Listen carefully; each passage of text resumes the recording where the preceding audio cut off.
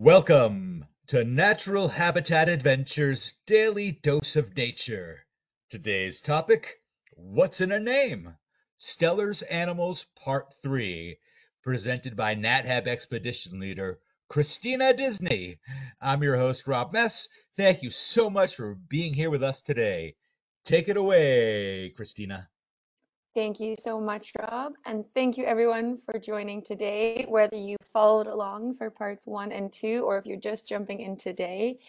I think we're going to continue with a very great story, and we'll try to cover some very intersections of history and how those overlaps can play into the world we see around us today. Right? There's all these kind of choice points or pivot points that happen, and sometimes we're aware of them when they pass us by, and sometimes we can only look back on them and see them in a historical lens. So hopefully I can tie in some of our ecosystems and choices that happened in the past.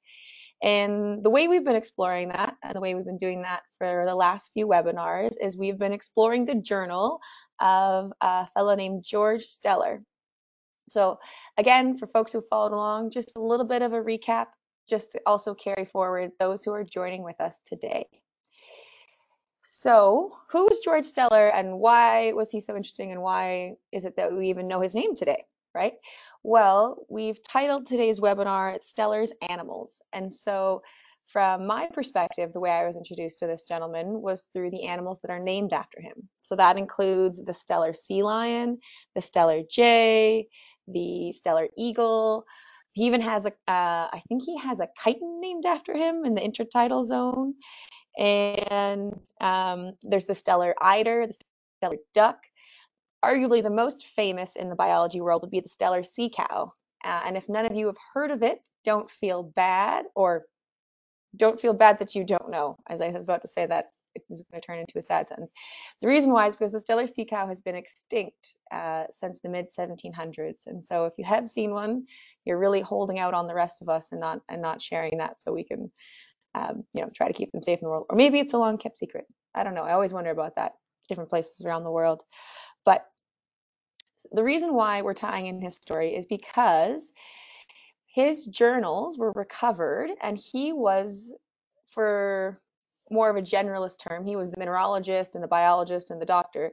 But for simplicity's sake, we'll say he was the naturalist who was on the journey from Russia to essentially it was the first voyage that discovered, and I've said this before and I'll say it again, I really hate the word discovered. I haven't found a better word to put in there, but for perspective, at least from Western culture, to discover the coast of Alaska. So he left on a ship with a man by the name of Vitus Bering, whose name will become familiar if it hasn't clued in just yet.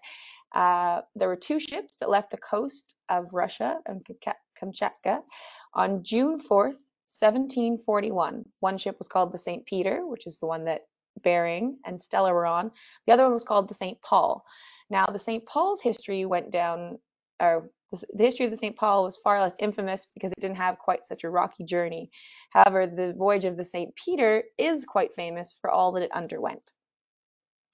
So I'm going to try and pick up where I left off last time in their journey. But again, just to kind of refresh us all and to get us all on the same page, I'm going to just do a quick walkthrough of what that looked like and where our folks were headed from. So if you can follow my mouse, or even just follow the arrows along the screen here, right? So they left this peninsula, the point here from Kamchatka. They left on June 4th. There were two ships, and their goal was to set out and to find the coast of Alaska. It wasn't called Alaska just yet. They weren't even sure where it was, but they knew that North America had to connect to Russia somewhere. Now, if we look at a present day map, this is quite funny, because at least it seems like first expedition versus second expedition, they came so close to finding it on the first one, but didn't go far enough. And then on the second one, they went way further than they needed to, right? But again, when you're looking for land that you don't know where it is, we'll give them some amount of leeway on that. But through George's journals, we can definitely say that maybe navigation wasn't done the best way. We'll come back to that. But what we need to know, folks, to carry along and continue our journey is that they left on June 4th, and their goal was to find the coast of Alaska. And really, this is spurred on by the Russian Empire. This is spurred on by Catherine the Great, both for scientific discovery, but if we're going to be really honest, it's for money, right? They're trying to find and tap into the resources of the Pacific Northwest on the Alaska side, right? And we're going to talk about those resources. We're going to talk about the fur industry and how that plays into what happens to ecosystems and how that ties into economics. I know we all are here as nature lovers, but those two stories tend to tie together more often in more intricate ways than we think of, or at least that we want to admit. It's more intricate than we want to admit, maybe is the way to say it. All right. So around, I think, let's see if I get the math right. I think around June 20th here, the two ships get split up. There's a storm. They lose each other in the fog, and the St. Peter's on its own. Now, from George's journals, we know that for about a month, they were going along, and you can see that, right, if we're following that bottom right arrow. They were going along for a month, and as a naturalist, he was seeing all of these signs. He's like, hey, I think there's land to the north. He was seeing kelp floating. He was starting to see marine mammals. He was starting to see seals. And he was saying, hey, based on this information, I think we need to go north. But the officers said, no, we have to go west. And so they went on this big, long trek. And it wasn't until July 15th that Steller actually said, hey, I think I see a mountain. And I'm going to say that the relationship between the officers on board and Steller were not great, to the point that they dismissed him. But then the next day, a different sailor saw it in the same place, and they said, okay, he must have seen something. And so they saw land, and we're going to say the mainland of Alaska, on July 16th. And so that then marked a really pretty impressive point in history, which I'm also going to come back to that note too. The way we remember history is a funny one. But the important bit is that they found land. And now here's an interesting thing about this. If we look, they've gone quite a distance. And if you think about where we're at in the world, right, the Bering Sea, we're quite far up north. Winter storms are terrible. The captain or captain commander, Bering, who was leading this, again, you can go back if you want to tap into some of my thoughts on his personality from the first two webinars. But essentially, he didn't want to be out at sea anymore. He wanted to book it back home to Russia. He's like, check mark, we found a continent. Let's go home. I don't care about the details. And Steller was abhorrent at this idea. He was so upset. He made this really famous comment. He was like, we spent 10 years preparing for this journey, and we're going to stay here for 10 hours. Very upset. So essentially, he goes to shore. Amazingly, they first step out on land. The first island they stop out on to refill for water and prepare for the journey back in this limited window amount of time that he has to go exploring. Steller finds evidence of people there. He finds a community. He finds like a cellar with a community stores in it, their food stores for the winter, things like that. Dried fish, rope, straps, tinder, right? And they were just there, like the cooking pot, the log they'd been cooking was literally still warm, like they just ran away, right? And so he didn't get to meet them that time, which is really sad. But he took some evidence of them. They jump back on the ship, and now Bering and the officers are now following the coast, which looky-loo is to the north of where they were traveling, and they start traveling back. But because they still need to take on more resources, they slow down and they tuck into a bay. And this is where I want to pick up our story now. So at this point, they're starting to manage for, we need to get home on time. We need to have enough resources to get home. And also, something to keep in mind is the health of the sailors, right? They've been gone now for about a month and a half, not quite 2 months. And some of those things are starting to come into question. So that's kind of where I want to pick up the story today. Hopefully that gives enough of an overview of where we're at in the voyage. Again, for the fun details, if you weren't there the first time or the first go around, please go back and join them. If not, I'm excited to pick us up where we left off. And one thing I kind of love about tying ourselves in our current era into history is that, you know, there are things that we face today that we still have to deal with in the past that, you know, doesn't matter if 200 years went by, it's the same issue. And as someone who, you know, has worked as a first responder or trained in wilderness first aid. When I was reading this in Steller's journey, I was laughing, not because it's good, but because it's so funny that we have the same problem 300 years later. So I said that Steller was the naturalist, so he was the biologist. He was the one who was meant to study minerals and see if there was anything worth mining in this new discovered land. But he was also the doctor to the ship and the personal doctor to Captain and Commander Bering. And so at this point, Bering said, hey, we're going to voyage home. We need to make sure we have enough supplies. Can you check out the first aid kit, aka the medicine chest? And this is what he read, or this is what we have from his journal. From the beginning, the medicine chest had been meagerly and miserably furnished, filled with the most useless medicines, almost nothing but plasters, ointments, oils, and other surgical supplies needed for 400 to 500 men with wounds from great battles, but nothing whatsoever needed on sea voyages where scurry and asthma are the chief complaints. This is so true of first aid kits today. They are jam-packed. If you are going to get a sliver or wrap a wound, sure. But the reality is that those are not the most common day wounds. If you think about the proportions, that should be 1/4 of your first aid kit, and it's a diversity of things that you need with dealing a lot of other situations. And so it's just a very good sign that the person who packs these things is not the person who wants to, or has not been the one who's administering them. And I struggle with this every time I rebuild the first aid kit for myself. If I'm going to the woods, I just about not throw out, but set aside half of what's in there and repack it with things I think I'm actually going to need. Things like electrolytes, very simple things that that then stop you from getting into worse scenarios. So that's both a connection to the past and a plug for anyone who's going to do some outdoor adventuring. Please, please well pass your first aid kits. Think about where you're going. Think about the environments you're going in. Yes, be prepared for wounds, but also think about the small things, because those are the ones that will actually keep you safe from scenario to scenario. But all right, I had my first aid plug. I can keep going. So what they're doing now is they're going along the coast. Again, they're heading backwards. And what they're doing is they're trying to find somewhere to pull into a bay that's deep enough that can shelter them from a storm, and one that they'll be able to go on land and fill the remaining barrels of water. And this was also a bit of a sticking point between the captain and commander, because at one point they were filling up water, and Steller said, you can't take that water. It's not clean. It's actually a bit brackish. What that means is that as it evaporates more, it's going to become saltier and saltier, and it's going to make us sick.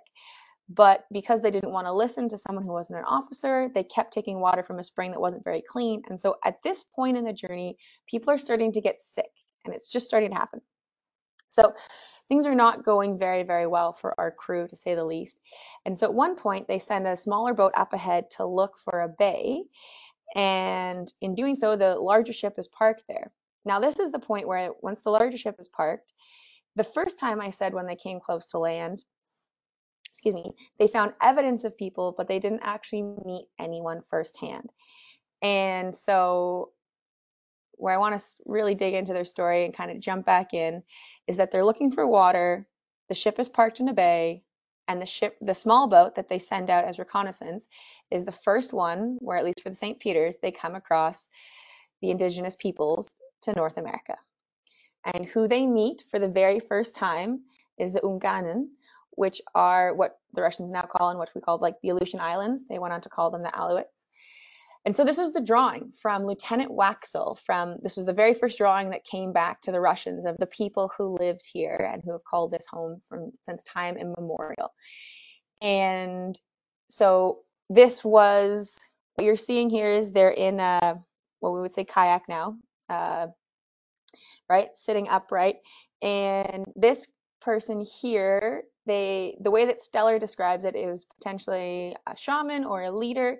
But there's a couple things happening. So one, you can see that the clothing that they're wearing, they're kneeling down, and then on the head they have eagle. It's a full eagle with the wings, and then there's the stick also with the way he described it. It kind of just looks like there's a bunch of feathers going out, but what it is actually two different sets of wings, and then there's a set of claws on the bottom.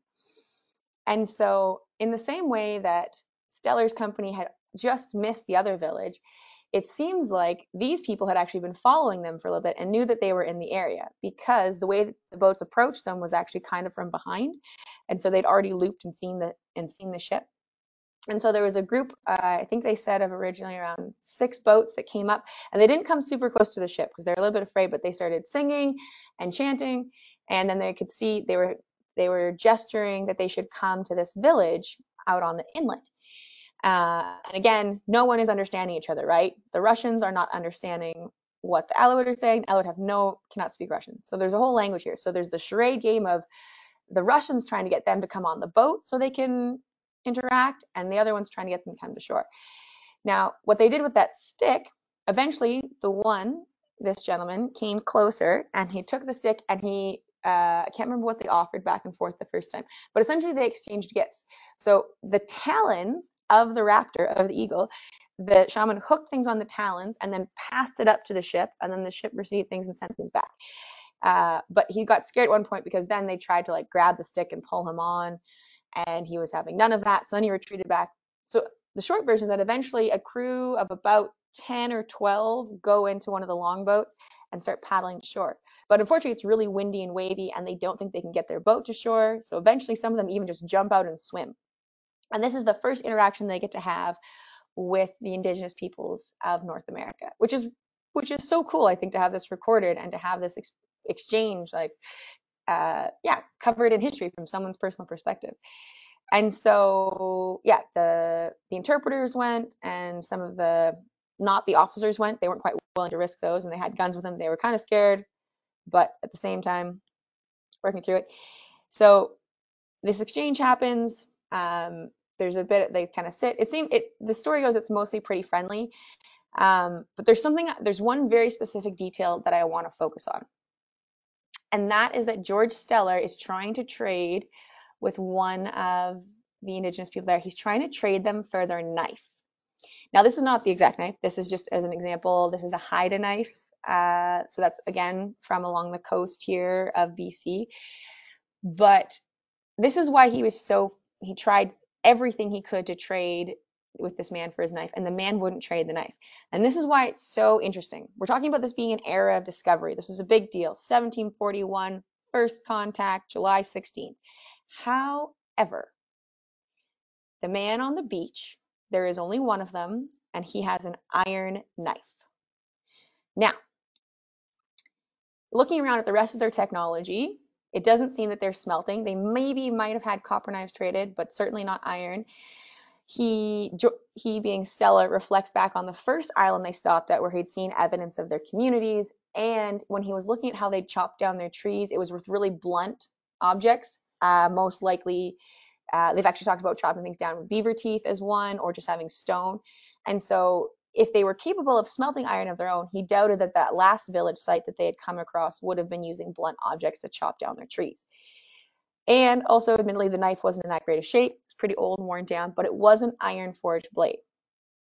Now, when we think about this, if this is supposed to be the first point of contact, and this looks like a European forged knife, how did the knife get there, right? Up until now, Russia has not been trading goods with North America, or at least not via the Pacific Northwest. This is the interesting part about recorded history and about history from personal narrative. So this is where Steller goes back, and because again, right, he's writing his own autobiography, or he's commenting on his own thoughts. And he's talking about how when he came to the coast, when he came to Kamchatka in the 1740s, because he knew he wanted to go on these expeditions, he started asking locals about any evidence they had, or trading routes, or going across to peoples further and further east. And in his version of the story, he says that he asked people, he tried to bribe them. If he couldn't bribe them or ask them, he bribed them another way, which was with brandy. So I guess good on him for being honest about that.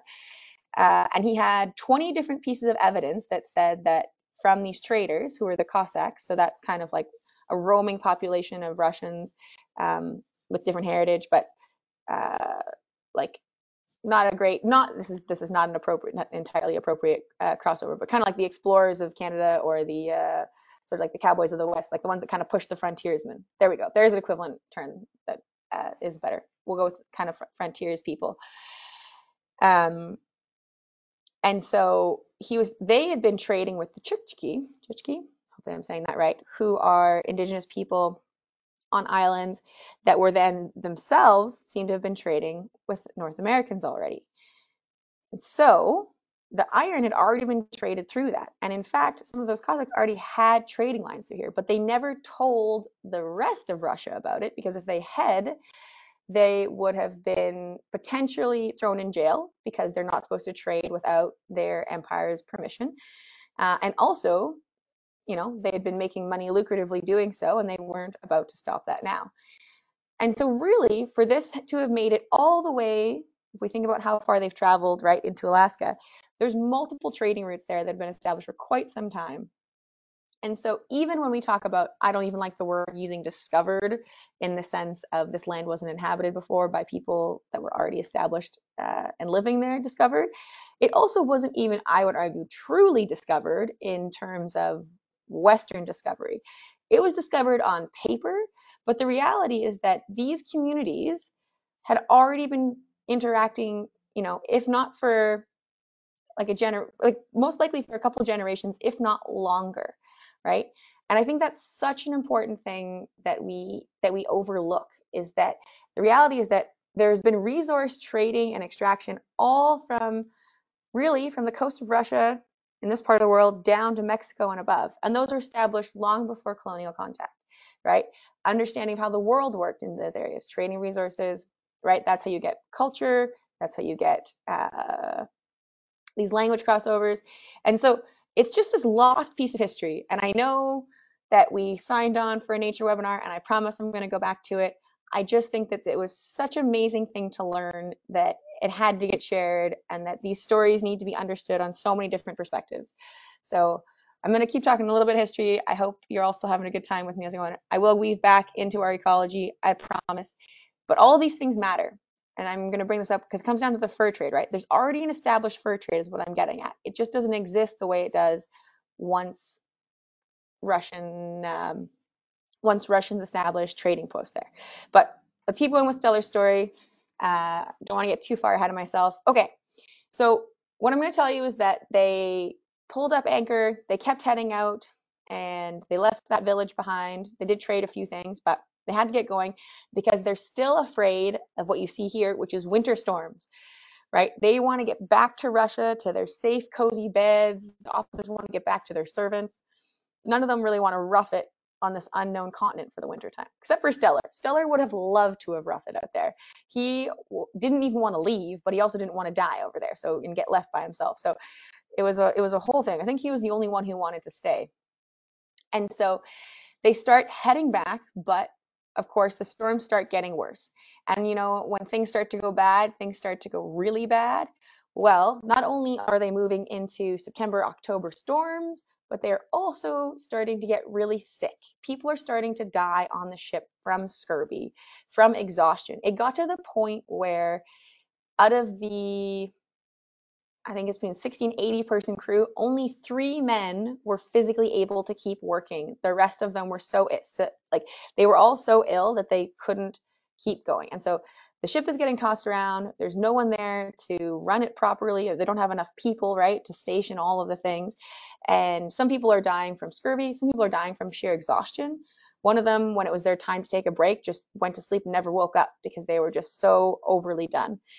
And I would argue, somewhat humorously, in true sailor fashion, the biggest travesty came on October 6th. On that day, Steller only had one line entry in his journal, and that was that on this day, our ship's brandy has come to an end. And so that's how you know everything has gotten bad. There's no one to run the ship. The brandy is gone. It's all gone down the pipes. And so they were having a really hard time. They actually made it quite a ways back, and they were still trying to keep pushing to make it all the way. But eventually the officers kind of mutinied on Bering a little bit, and they agreed that the next island they found, whatever it was, they were going to pull up on shore because they didn't have the people power to make it anymore. If they kept trying to go as they were, there wasn't a chance that they were not going to end up shipwrecked. And so they took the St. Peter, and they did eventually come across an island. They thought that it was Kamchatka. They thought they'd made it back to Russia. And so they pulled up alongside it. and they were on, I guess would have been the west side of the island. They pulled up to it. They put the anchors down. They started hauling the sick to shore. Some of them were even just moving some of the sick caused them to perish. It was a horrible, horrible time. And after they got some of the people to shore, or most people to shore, and some of the resources to shore, another huge storm came in, washed the ship ashore, and whether they wanted to or not, they were shipwrecked and they were stuck on the island. This, again, is around November of 1741, and they now accept their fate that they are stuck on this island, which later carries the name of Bering Island. And so what they did was they started drifting. The island didn't have any trees, so they built it shelter out of driftwood. Once that ship ended up getting washed ashore, then they started dismantling their ship and they built shelters out of that. And for history buffs or survivalist buffs, it's a very cool story to read. I highly suggest digging into Steller's journal. I won't go into too much of those details of their living conditions for that winter, but they essentially built shelter. They built it down into the sand, and they had ample animals to hunt because this was an island that arguably potentially had never been visited by people before, or at least so infrequently that the animals weren't afraid of them. And so on the island, some of the critters who were already there was the Arctic fox. And I'm not gonna lie, I kind of hummed and hawed about whether or not to share this part of the story because I was so upset about it. But that's not the way I like to do education. That's not the way I like to do stories, right? I think there's tactful ways to do things, but I don't think just because you don't like a part doesn't mean you should leave it out. So I'm just gonna call this part of our story Revenge of the Foxes. So first, we're going to look at it from the people's perspective, which is that these people are shipwrecked. All of the resources come to shore. They realize that they're not on the mainland and they're trapped on this island and they have to overwinter there. And essentially, they just sort of set up huts and try to survive. And they actually managed to build, I'm going to say, somewhat decent shelters, even though they don't have certainly clothing that was made for this time of year. Now, foxes, anyone who's spent any time with foxes or has had them in their vicinity, right? They are clever, they are curious, and these ones who have never met people before are unafraid. So this shipwrecked crew, which is trying to do its best to survive, isn't necessarily hunting the foxes for food. They end up hunting the foxes because the foxes keep coming and stealing all of their supplies to the point that I can't remember what they went off and hunted something, some of the sea otters that they went and got, and the foxes would drag them away in the night. So they either had to figure out how to hang things, bury things, put things in casks, right? It was the equivalent of sort of being infested with rats, but instead of being infested with rats, they're infested with foxes. And so once they started being afraid of them, or they weren't afraid of them, sorry, but then they tried to, in terrible human fashion, make them afraid of them. And so they went around and they killed so many of them, and then they this is the part I don't like. Just maybe it's just a few warnings. I won't do this graphically, but essentially maybe a bit of trigger warnings for folks. So maybe just keep that in mind, or if this is too much, step away and come back in 30 seconds or a minute. They essentially killed a bunch of them and left them out as a warning to the other foxes. And then again, I'm just going to ship for short version it, tortured some of them, which is also unnecessary and terrible. And this is the interesting thing about the foxes. And this is why I'm calling this section of our story the Revenge of the Foxes. Because once the humans started behaving that way, the foxes became more malicious. And I think this is such an interesting moment to reflect on behavior and choices. So the foxes then started destroying things, going after more things, they were already going for stuff, but now and again, I'm humanizing it when I say Revenge of the Foxes. I don't know. I was not there. I'm simply reading I'm reading a firsthand account of someone's experience to survive a very harsh winter. But it's just such an interesting commentary on how humans can choose to interact with their environment. And again, I don't fully blame them for trying to defend themselves and trying to survive in such a terrifying, I can imagine, experience and trying to survive throughout the winter there. But also, when I look back on this and I read this without that, I'm like, there had to have been a better way. And look at what your choices and consequences led to. It essentially led to them backlashing. Um, for anyone who's following the news, one thing that's been really big lately has been the stories of the killer whales that have been attacking ships for the first time, right? There is a sentience there. There is a consciousness in nature, and there are consequences to, the way we behave. And then there's also the legacy of these behaviors, right? Uh, you can't undo some of the things once they happen. Some of that learned behavior stays not only in our community, in our culture, but also in wildlife generational, right? That generational knowledge gets passed down. Foxes who had never seen humans before suddenly learned how to attack and to plan. Again, I'm kind of humanizing them a bit, but they're extremely clever. I'm not putting this past them. I've seen foxes in Churchill. I have seen foxes lay on the side of the road pretending to have been roadkill. So not only are they aware that the roads things die, but that things think they're dead, in order to catch a raven. They laid there pretending to be dead, and then when the raven flew in to peck at it, it jumped up and tried to get it. It actually missed. But think about the intelligence there. Think about how quickly they're learning. So I really wish that they hadn't behaved that way, but I think it provides a really good example and a really good insight into how we choose to interact with our environment and how much that is a two-way relationship, both the reactions of both species, right? So I'll leave that as all it was for the Revenge of the Foxes. Again, if you do go to read the book, just be warned when you get to that point. Uh, Also highly abundant in the wintertime on the island is sea otters. And the sea otters, I would say, have been and will be for our story kind of one of the main characters. And again, also in the same way of like learning about the fox's behavior from Steller's interpretations, it's also amazing to get to learn about the behavior of animals from hundreds of years ago before hunting pressures, before human pressure on them, because there are these descriptions that he has that I've never read anywhere else before. And I think it's because that they don't behave the same way anymore. We talk about changes in population, distribution. That's the way that we track change. But I think it's much harder for us to understand change in behavior, because we don't have a benchmark for that normally in history, right? Unless we get stories like this passed down, right? Stories have value. Always remember that stories have value.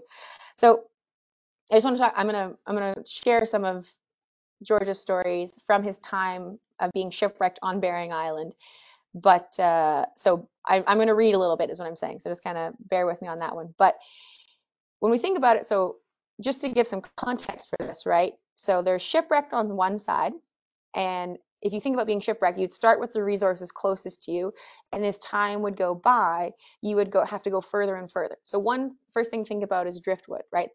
So they would probably collect all the driftwood close by, and then they'd have to always travel further and further.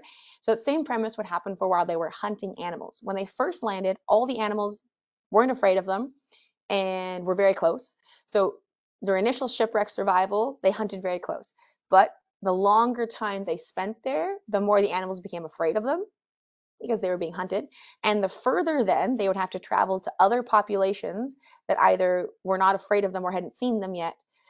And so they had the radius that they had to travel for resources to survive throughout the winter kept growing and growing.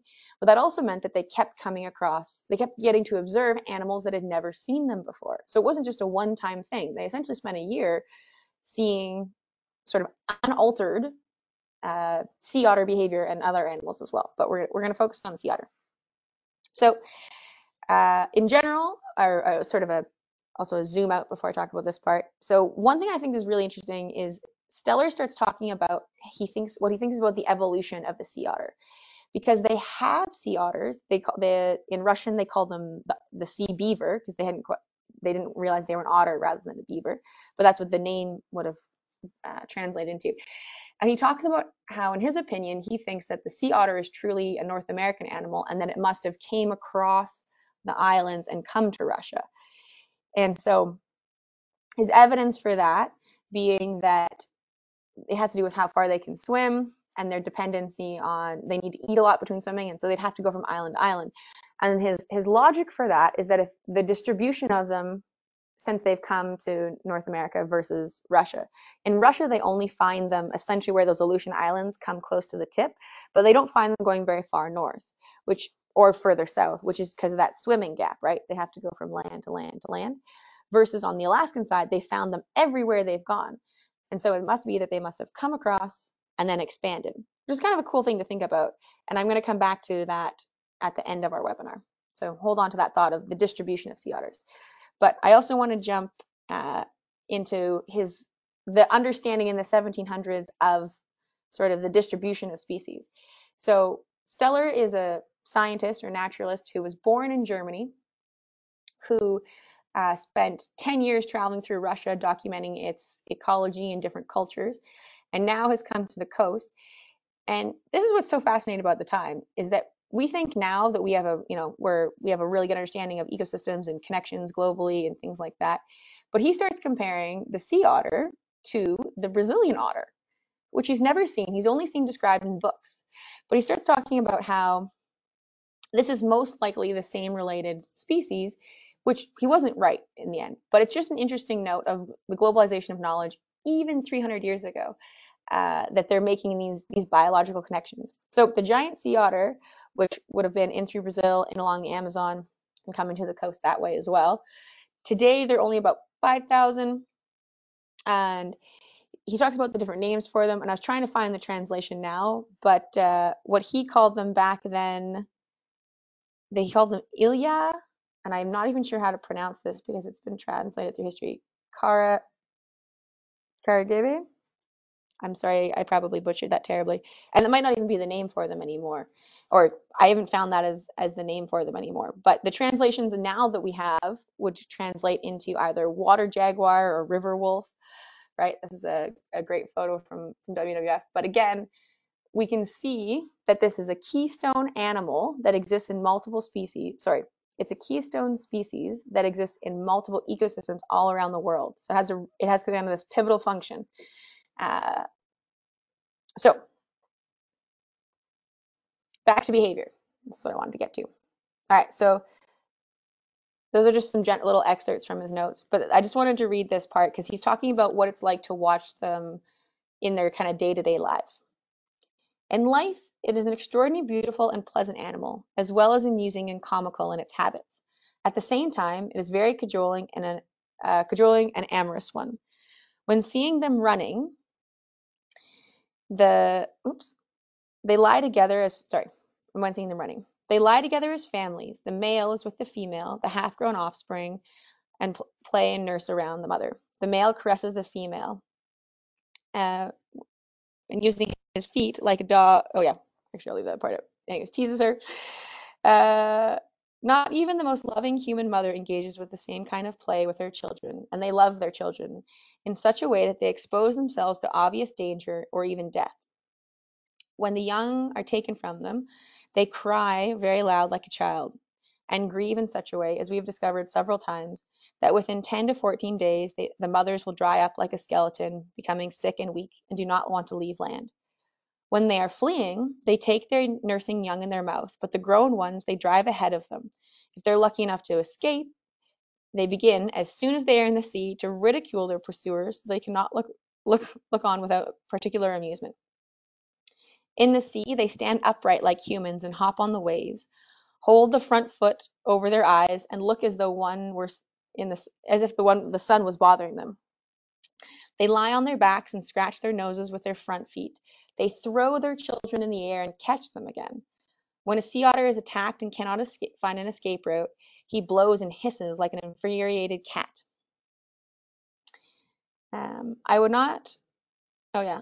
His food consists of the sea crab, the conches, the small fishes, and a little seaweed. So there's some things about this. One is that where I currently live on Vancouver Island, it's one of the places that sea otters were extirpated from. So they weren't fully extinct. They survived up in Alaska, but the ones that we have here now were brought down from an Alaskan population and returned here. And so I have never, heard of any recorded sea otter behavior on land. Today, you almost never see a sea otter on land. It is extraordinarily rare. And even Steller comments on this in his notes. He talks about how in Kamchatka on the Russian side where sea otters are hunted, you very rarely see, you don't see otters relax on land. You very rarely see their scat on land because they don't come to land because they're afraid of it. These otters, right, we think about them as, and again, they are marine mammals, but that sort of more land-water relationship, pre-human exploitation, I'm going to use, because there's already humans there. Remember that. It's not that humans weren't already hunting them, but they weren't mass exploiting them. So the hunting pressure wasn't even as strong. So before that kicks in, that means that they're coming to land. They're spending far more time of their life cycle on land as well. And that, right, like the notion of playing with their pups or their young on land, I've never ever heard of that before. I've also never heard of anyone having enough time to spend with them to get to hear stories of them playing with their young, of throwing them in the air, right? Like we do that with our kids. It's amazing to get to read this, and I hope, I aspire to the fact that one day that these will be stories that we get to hear again. That's what I really hope for. But I digress. I'm going to go back to Bering's story, and we'll come back to our sea otters in a little bit. So they subsisted off of sea lions for the early part of the winter, and then as spring started to return, this island, they realized, was a mating or a rookery for sea lions and fur seals, and also an animal we're going to introduce ourselves to, which was the Steller sea lion. But this is what I was talking about. So they landed, just for some context, they landed somewhere here on the east side of the island, and so they kept having to travel over the mountains or further north to try and find food to survive through their shipwreck. Now, just before I go on, just because I think this is funny, but these people were shipwrecked there for, over the winter and managed to survive. It looks like today the island gets a rating out of a 4.7 out of 5, according to 44 people. So must have become a bit more hospitable since the 1740s, at least for the 44 people. Maybe they weren't stuck there. So the other main source of survival came when the sea cow came to also come and mate along the coast. This was a huge discovery for the folks there that were shipwrecked. I think there was about half the crew that had survived up until this point. Bering himself had passed away in December. Come the springtime, they've kind of stabilized a way of life. They're deciding that they're going to try to rebuild their ship as best they can, or build a new ship actually, salvage what they can, rebuild it so they can leave. And one of their main sources of food become the sea cow, which had never been seen before and has actually not been recorded since, because from hunting pressures, it went extinct really within about 20 to 30 years after its discovery. And again, I talked about a little bit about this last time. So, but I'll just quickly go into the sea cow. They are roughly about 3 meters long, or that'd be times by 3, right? So we're looking at about 10, 12 feet maybe. They are big grazers, right? We call them sea cows because they kind of like our cows. What you're looking at on the left side there, that's instead of having teeth, that's like 2 plates that they would grind up the kelp with. Very large, slow moving, kind of equivalent to a manatee or a dugong today. The one thing I just wanted to add from this was that when they were hunting them, right? So this would be enough. Now think about it. Instead of having to travel way across the island because they were running out of food resources, they could hunt one sea cow, and that would be enough to keep them all fed while they rebuilt their ship. Excuse me, come spring.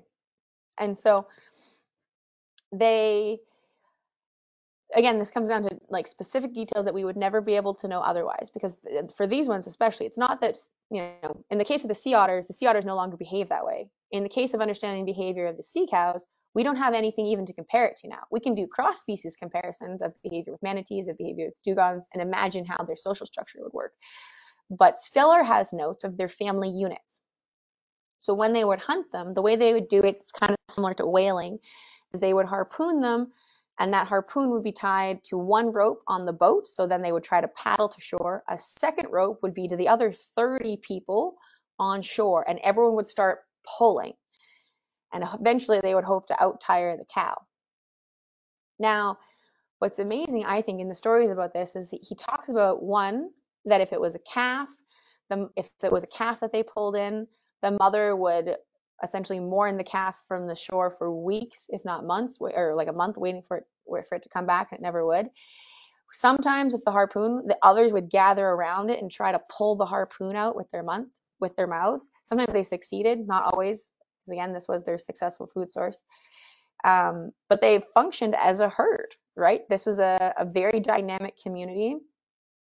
And these are details that are lost to us, except for in this one journal. This is the only recording we have of what they were like and how they acted and how essentially they survived. So it's just other things, right?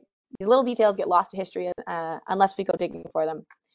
And so really all we have now, right? We have stories and we have skeletons. That's how we kind of understand what their role was. We don't know how far diverse they were. We don't know how far north they went. We don't even know their total population numbers. We just know that because they were such an at-risk species, so slow moving and didn't, they didn't have an offensive. They could try and swim away maybe, but if one of them was caught, the others would try and stay and help, so they wouldn't actually flee, right? Think about how the way that their community set up was part of what their eventual demise was. So really hard go. All right, so we've gotten to some of Steller's animals. I want to depart from Steller's stories a little bit here, and I see where we're at with time, so maybe I will just I'll see how much more I want to do of this. Such a good story. I told folks, sorry, I didn't give this warning at the beginning. I said that this was such a good story that I was going to take as long as it took to tell it. So I hope that's still okay with everybody, because there's so much information. It's hard to say. So normally I'm a bit more concise on the ending, but I'm going to round this one out so I can leave us some time for questions. And I have a couple more. I've got more webinars coming up, so don't worry. We're going to keep the Steller story going. And hopefully everyone keeps tuning in, because I just keep finding more and more fascinating things that I can't even believe are true. So, but this is what I want to share about Steller's journey. We're going to wrap up his story and his story of survival so that we can start off. We're going to sort of say goodbye to Steller as far as the person, and we're going to stick with Steller's animals and the animals that Steller interacted with, and we're going to follow their journey for the next probably 50 years or so. We'll get into the 1800s hopefully by next time. But Steller's journey. So as you can see here, the red arrow ends on Bering Island. They were actually pretty close to making it back before they got shipwrecked, if you think about it in the grand scheme of things. They succeeded in rebuilding a ship. They took apart their pre-existing one, put another one, albeit smaller, back together, and they put a limit on how much weight all of the men could bring back, because the sea otter pelts were worth a lot of money. And so the men were actually willing to forego some of their comforts if they could bring back what was essentially a fortune with them. Actually, even to the point that some men, when the ship was built that summer, argued that they wanted to stay and keep hunting more sea otters so they could come back even richer, which is an insane amount of greed if you think about it, because they were willing to risk not being able to come back at all in order to come back even richer people. It's a very confusing one, but everyone has different morals, I guess, right? So they come back, they make it back to Kamchatka, and at this point, everyone thinks they've died, right? No one has heard from them in over a year. The other ship came back, had no news of them. And so a lot of them, their possessions have been given away. Some people have been remarried, that classic terrible tale. But some of them came back and continued their lives. For Bering, he didn't go back to St. Petersburg where his wife was. Actually, he stayed in Russia, he stayed in Kamchatka. And he went back to the community he felt most at home in. And yeah, to be honest, it's hard to say this story doesn't have a happy ending, but I'm going to be honest, and I'm not sure if Bering's story does. Bering passed away on the island. You could definitely say his didn't have a happy ending, but for Steller, yeah, Steller's story is complicated. So he came back, he stayed in Kamchatka, and actually he even went back to Bering Island. He was so fascinated by the animals and the creatures of this world that were so far from what he'd known before. He went back to study them. Then he ended up getting into a bit of trouble, I'll say. He contested a military officer. So I said earlier that him and the military officers never really got along. Well, back in Kamchatka, he said that this officer had unrightfully, I can't remember if, I don't think he executed, but either way, there was a bunch of locals that this officer had done some very bad things to, in the short version. and that he testified against them, and that the officer had been in the wrong, not the locals, which was not what everyone was doing at the time, right? As far as everyone else was concerned, the locals didn't know anything, and if you were a Russian or aristocrat, you knew what was best. So the military officer actually put out a warrant for his arrest, and he was arrested, and he was supposed to go all the way back to St. Petersburg for his trial. He provided a different I'm losing my words. Testimony. Thank you. Sorry, that took a second. So Steller got to provide his own testimony, which eventually the courts believed, but that was only being halfway drug across Russia as a prisoner, which is not a great time, as you can imagine. During that trip, most of his specimens were destroyed, lots of his journals, lots of things that we knew about him were lost. And even though his name was cleared and he did get released, he ended up dying before either making back to his home in St. Petersburg or his home here on the coast. And so that's why, for many of us, we only know Steller through the name of his animals, and we don't have an association with it to, other equivalents, people like Carl Linnaeus or something like that, right? These really big names that we know that, get taught in biology textbooks and things like that. So, yeah, names are an interesting place to follow stories. And just looking at the time, I think I'm going to pause this there.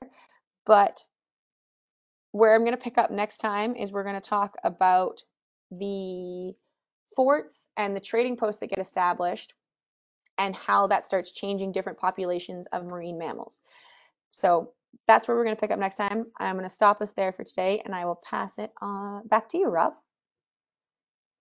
All right. Thank you so much, Christina. Now, before we start in with the question and answer session, I would like to remind everyone that you can submit your questions via the question field in your control panel. So tell us, is there a book based on Steller's journal, or can I read the journal myself? You can read the journal yourself. Yeah, it's been republished in English as well as a few other languages. And so I think it's just called Journal of a Voyage. It's Journal of a Voyage with Bering, 1741 to 1742. Great, thank you. So, do we know if those sea cows, or is it believed that the sea cows are related to manatees? Yeah, so they're in the dugong family, so they're a farther branch from that. But yes, and so that's when we're trying to understand now about how, like, what role they would have played in the northern ecosystem. Those are the parallels that we would use to kind of see what role like as grazers, how much of they would have had an effect on kelp beds, things like that. So, but yes, that's kind of a modern day parallel. So, I've had a couple of people ask about the Arctic foxes. We know how awful the story is supposed to be, but can you give us a hint as to what happened and maybe where I could find out more information? Yeah, yeah. So in the journal, if you want to read it, that's the only place well, it's his account. Um, yeah, essentially yeah, they would torture them but not kill them and then let them go and then like the other foxes would come back and then attack the camp. It was this mini battle that went on between the survivors and the foxes for months, more or less. He only talks about it I think he only talks about it for a handful of pages in his journal. But the foxes are a thing the whole time. They're food caches they're trying to protect. It goes back and forth. He talks about when they finally leave the island. So they pack up the ship. Everyone takes all, they bury the supplies because they actually had too much supplies in the end. So they bury what they couldn't take, but they take everything else.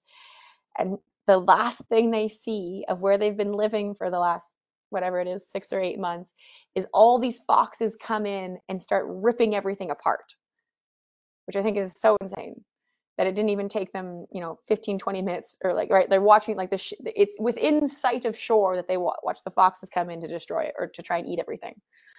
Um, so it was an ongoing thing till the very end. Great. Well, thank you for addressing that. Um, Unfortunately, that is the last question that we do have for today, but there are so many requests for a part four. We sure hope that we are going to hear another one. So I'm going to throw it back to you for some closing comments. We will. We are definitely going to do a part four. Might probably even have to do a part five at the rate that I'm getting through this. But yeah, I'm having a really great time doing this. And I hope that you all are too. And I just think, yeah, there's so many things. I guess the take home out of this that I hope people walk away is it's a fascinating story tying in history and experience. And I know I haven't really tied it into what the ecosystem is like today in the present, but we are going to build into that. And so if you follow along, it really is tracking the story of legacy. And I hope the take home is that, one, there's things to learn from the past, both that, stories have value and stories from multiple different people, from multiple different generations, right? Following these different stories can give us clues to the past of thinking how to put things together. And that also we are very much affected by that. And there are choices, right? That sea cow doesn't exist anymore because Steller said, hey, this is going to be the best food source for coming across here. Well, look at that. Everyone did it, right? The words that we use, the words that we say, they get recorded, they do matter. And the choices that we make, they do matter. So we're going to bring it into the future. We're going through history at a slower decade rate than I thought we were going to, but we are eventually going to bring it to the present. So yes, I will be back in, unfortunately, I don't think I have webinars till April, but I will pick up the story part four, I promise. Kristina, thank you so much for taking the time to present for us today. And I'd also like to thank everyone who tuned in today. Now, if you're interested in information on how you can travel with NatHab, please give us a call at the number on your screen or send us an email at info@nathab.com. Our adventure specialists are happy to help you out. Join us Monday for our next Daily Dose of Nature. You can check out next week's lineup, including registration links, on our website at nathab.com/webinars. We did record today's presentation, and we will have the replay available on our website soon. With that, I will conclude the webinar. Goodbye, everybody. We'll see you next time.